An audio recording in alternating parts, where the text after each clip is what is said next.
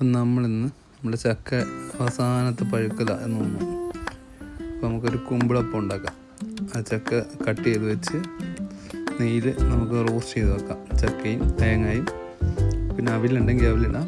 ഞാനിവിടെ ഓട്സ് എടുത്ത കേട്ടോ, അവിൽ ഇല്ലായിരുന്ന സമയത്ത് നോക്കിയപ്പോഴേ എടുത്തിട്ട് ബാക്കിയുള്ള ചക്ക നമ്മൾ മിക്സിയിലിട്ട് അരച്ച് അവിടെ വെച്ചിട്ടുണ്ട്. ആദ്യം നെയ്യ് ഒഴിച്ച് കൊടുത്തിട്ട് അതിലിട്ട് നമുക്ക് ചക്ക ഒന്ന് റോസ്റ്റ് ചെയ്യാം. ഈ ചക്ക ഒരുപാട് ഉടയില്ല, റോസ്റ്റ് ചെയ്തെടുക്കുമ്പോഴേ ആ ചക്കയുടെ നല്ല കട്ടിയുള്ള ചുളയായതുകൊണ്ട് റോസ്റ്റ് ചെയ്ത് കിട്ടുമ്പോൾ നമുക്ക് ഈ കുമ്പിളപ്പത്തിൻ്റെ അകത്ത് വെച്ച് കൊടുക്കാൻ അപ്പം പ്രത്യേകിച്ച് ഒരു കടിയൊക്കെ കിട്ടും, നല്ല ടേസ്റ്റാണ്. ചെറിയതായിട്ട് വെന്ത് വളയത്തതേ ഉള്ളൂ. നമുക്കൊന്ന് വരട്ടാം, ജസ്റ്റ് ഒന്ന് കുറച്ച് സമയം എടുക്കുവേ. ഏകദേശം ഡ്രൈ ആയിട്ട് വരുന്നുണ്ട്. അപ്പോഴത്തേക്ക് നമുക്ക് തേങ്ങയും കൂടി ഇട്ട് കൊടുക്കാം. വീഡിയോ എടുക്കാൻ ആളില്ലായിരുന്നത്, അതുകൊണ്ട് ഒറ്റയ്ക്ക് ചെയ്തതുകൊണ്ട് മൊത്തത്തിൽ എടുക്കാൻ പറ്റിയില്ല. ഇതൊന്ന് റോസ്റ്റ് ചെയ്ത് ഇടയ്ക്ക് ഇത്തിരി നെയ്യ് കൂടി ഒഴിച്ച് കൊടുക്കണം കേട്ടോ. നെയ്യ് കുറവാണ്, ഞാൻ വളരെ ഒരുപാട് നെയ്യ് എടുത്തിട്ടില്ല.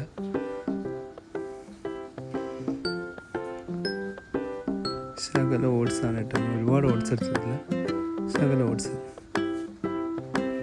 റോസ്റ്റ് ചെയ്ത്. നമുക്ക് ശർക്കര പാനിയാട്ടാം, പാനി ഒഴിച്ച് വെക്കണം. അതാദ്യം ചെയ്ത് വെക്കുന്നതായിരുന്നു നല്ലത്. ഇത് പെട്ടെന്ന് നമ്മൾ തയ്യാറാക്കുന്നതുകൊണ്ട് ഇങ്ങനെയൊക്കെ പറ്റുള്ളൂ. ഇടയ്ക്കൊന്ന് നെയ്യ് ഒഴിച്ചൊന്ന് റോസ്റ്റ് ചെയ്ത് കൊടുക്കണേ. സംഭവം വെറൈറ്റിയാണ്. മഴയത്തൊക്കെ നല്ല ചൂടോടെ കഴിക്കാൻ നല്ല ടേസ്റ്റാണ്. നല്ല പ്ലാവിലയിൽ എന്തൊക്കെ എടുക്കുമ്പോഴേ, പ്ലാവിലയിലോ വൈനയിലോ അങ്ങനെ വേണമെങ്കിലും ഉണ്ടാക്കിയെടുക്കാം. ഞാൻ ഇവിടെ പ്ലാവില എടുത്ത്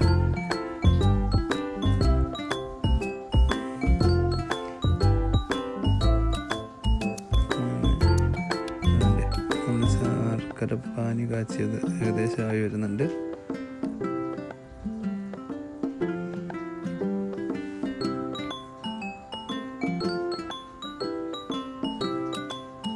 നമുക്കിതിലേക്ക് ശർക്കര പാനി കാച്ചിയത് ഒഴിക്കണം. കുഴപ്പമില്ല, നമുക്ക് കഴിക്കാനുള്ളതായതുകൊണ്ടാണ് കൈയിട്ടൊക്കെ വാരുന്നത്.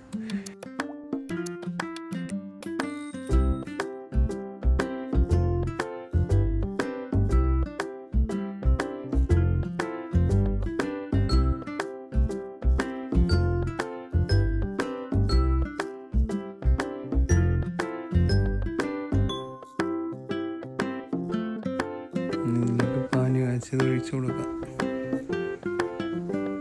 ഒരു അരിപ്പ് വെച്ച് ഒഴിക്കാം. നല്ല ചെറിയ അരിപ്പ് എടുക്കണേ നല്ലത്. ഇത് പിന്നെ ഇരുമ്പിൻ്റെ കള്ളി ആയതുകൊണ്ട് ഞാനതാ എടുത്തത്.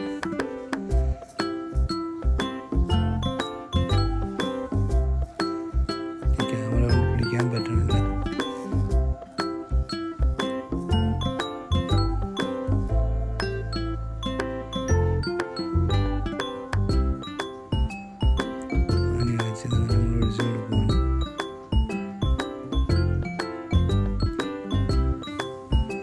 ഒരുപാടാവണ്ട, കാരണം ഇത് ഇനി ഒന്ന് കുറുക്കി എടുക്കണം.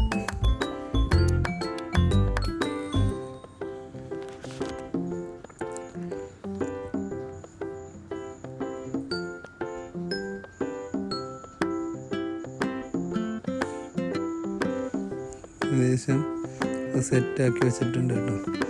ഇടയ്ക്ക് വീഡിയോ എടുക്കാൻ പറ്റിയില്ല, കാരണം തിരക്കായിപ്പോയി.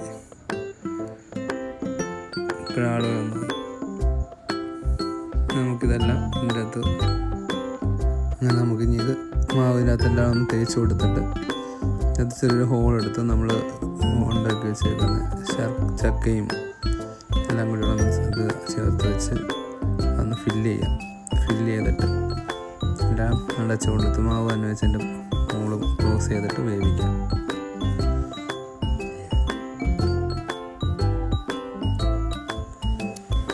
ഒരുപാട് കട്ടിയില്ലാണ്ട് ലൈറ്റായിട്ട് ചെയ്ത് കഴിഞ്ഞാൽ കുറച്ചുകൂടി ടേസ്റ്റാണ് കേട്ടോ. നമുക്കിനി വെള്ളം എടുത്ത് കൂട്ടത്തിൽ വെള്ളം എടുത്ത് അടുപ്പത്ത് വെക്കാവേ.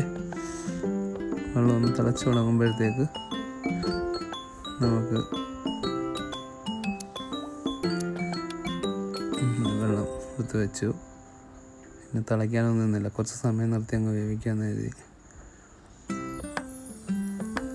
എല്ലാം പറക്കി ഒന്നൊന്നായിട്ട് അതിൻ്റെ മണ്ടയ്ക്ക് എടുത്ത് വെച്ചിട്ടുണ്ട്.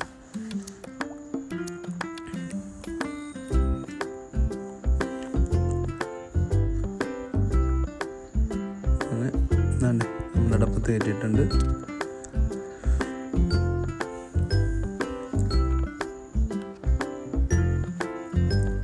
തുറന്ന് നോക്കാം. അതിലൊക്കെ വാടി വരുന്നുണ്ട്. കുറച്ച് നേരം കൂടി ഒന്ന് വേവട്ടെ. എന്തായാലും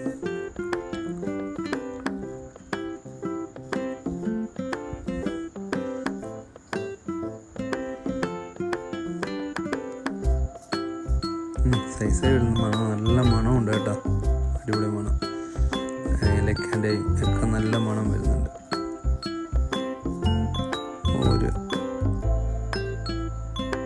വളരെ നിസ്സാരമാണ്, പിള്ളേർക്കൊക്കെ ഉണ്ടാക്കി കൊടുക്കുമ്പോൾ ഒരു രസമായിരിക്കും. എന്നും അപ്പോൾ ഇടിയപ്പമൊക്കെ അല്ലേ പിള്ളേർ കഴിക്കാറ്, വല്ലപ്പോഴും ഒരു മാറ്റം നല്ലതാണ്.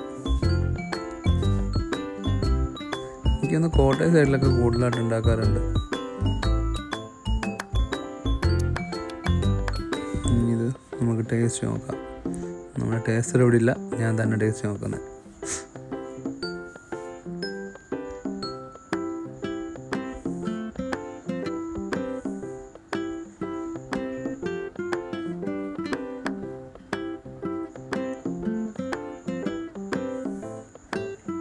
ഒരു രക്ഷയില്ല കേട്ടോ, അടിപൊളി ടേസ്റ്റാണ്. നമ്മളത് മാവിൻ്റെ അകത്തും പാനി വെച്ച് ഒഴിച്ചിട്ടുണ്ടായിരുന്നു, അതുകൊണ്ടായിരിക്കാം. വെള്ളം ഒരുപാട് ചേർക്കാതെ ചക്കയും ചേർത്ത് മാവിൽ തന്നെ ചെയ്തത്.